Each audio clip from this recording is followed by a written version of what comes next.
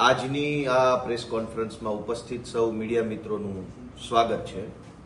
ગઈકાલે 2 જુલાઈ 2026ના રોજ અમારા ધારાસભ્ય અને ગુજરાતના સૌ યુવાનોના લોકપ્રિય નેતા આદિવાસી સમાજના યોદ્ધા ચૈતરભાઈ વસાવાના સમર્થનમાં સામાજિક રાહે ડેડિયાપાડામાં એક મોટા કાર્યક્રમનું આયોજન થયું.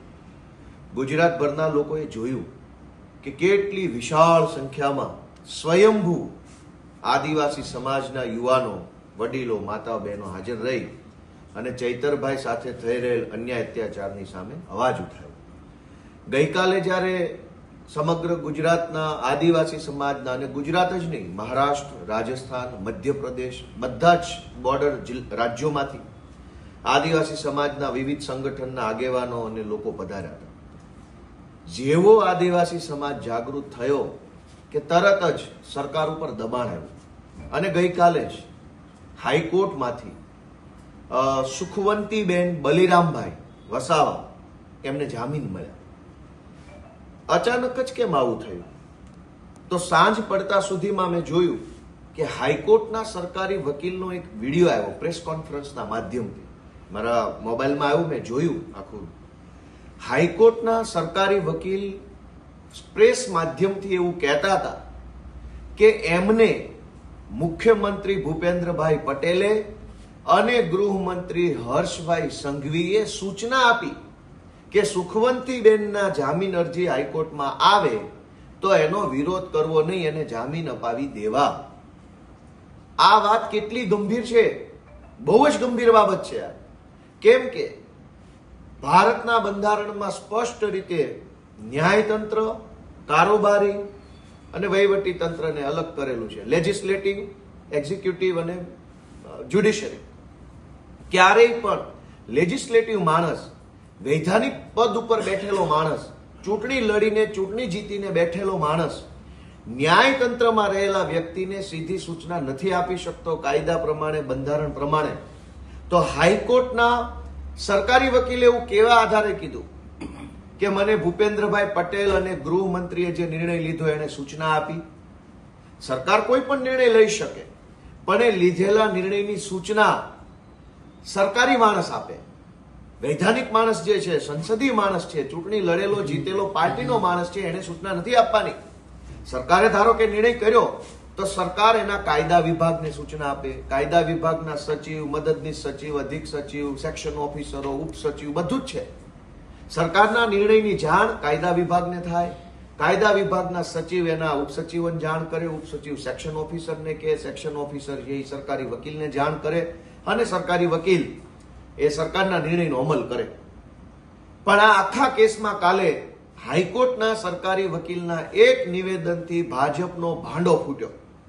અમે પહેલા દિવસથી કહીએ છીએ કે ચૈતર વસાવાને ફસાવવામાં આવ્યા છે. કેવી રીતે? કે સૌથી પહેલા ચૈતર વસાવા જ્યારે 2022ની વિધાનસભાની ચૂંટણી જીત્યા એ વખતે ભાજપના પ્રદેશ પ્રમુખ પાટીલે એને પક્ષ પલટો કરાવવા માટે ખૂબ મહેનત કરી, પણ ચૈતર વસાવાએ એની વાત માની નહીં. પક્ષ પલટો કરવામાં એ માન્યા નહીં. તો એને ખોટી રીતે જેલમાં પૂરવામાં આવ્યા, ખોટી એફઆઈઆરો કરવામાં આવી. એ પછી તે ચૈતર વસાવા પક્ષ પલટો કરવા માટે ભાજપમાં જોડાવા તૈયાર ન થયા. તો અહીંયા ગૃહમંત્રીની સભાઓ થઈ કે હવે ચૈતર વસાવાને ચૂંટણીઓમાં હરાવી દઈએ. ગૃહમંત્રીની બે વખત સભાઓ થઈ.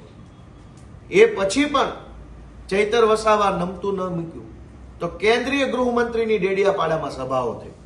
એ પછી પણ ચૈતર વસાવાએ સરેન્ડર ન કર્યું તો દેશના વડાપ્રધાનની ડેડિયાપાડામાં સભા થઈ. એ પછી પણ ચૈતર વસાવાને ચૂંટણીમાં હરાવી શકાયા નહીં. દેશના વડાપ્રધાન, દેશના ગૃહમંત્રી, રાજ્યના મુખ્યમંત્રી બધા જ લોકોએ ડેડિયાપાડામાં આવી ચૈતર વસાવાને ચૂંટણી હરાવવાની કોશિશ કરી. પણ ચૈતર વસાવાની લોકપ્રિયતા એટલી બધી અભૂતપૂર્વ છે કે આખી નર્મદા જિલ્લા પંચાયતની અંદર એક તરફી મતદાન કરી ચૈતરભાઈના નેતૃત્વમાં જિલ્લા પંચાયત બનાવી આપી. એ પછી ભાજપને એવું લાગ્યું કે ચૈતર વસાવાને ચૂંટણીમાં નહીં હરાવી શકાય, હવે એને અદાલતમાં હરાવવો પડે, જેલની સજા કરાવવી પડે. તો ષડયંત્ર થયું અને ગઈકાલે સરકારી વકીલે જ કીધું કે મુખ્યમંત્રી ભૂપેન્દ્ર પટેલ અને હર્ષ સંઘવીને આ બધી જ વાતની જાણ છે.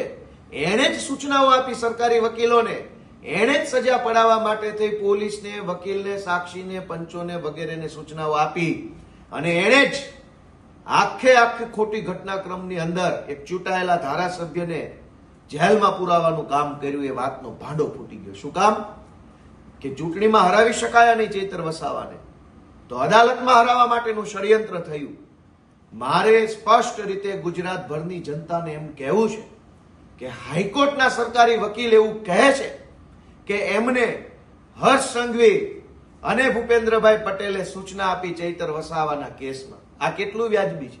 હાઈકોર્ટના વકીલો એ જો સીધા મુખ્યમંત્રીનું નામ લઈને, ગૃહમંત્રીનું નામ લઈને વાત કરતા થઈ જાય તો ન્યાયતંત્રની નિષ્પક્ષતા ક્યાં આવી? હાઈકોર્ટના સરકારી વકીલે એમ કેવું જોઈતું હતું કદાચ કે સરકારની સૂચના છે, વિભાગની સૂચના છે, અધિકારીઓની સૂચના છે, એવું બોલે તો વાત વ્યાજબી હતી.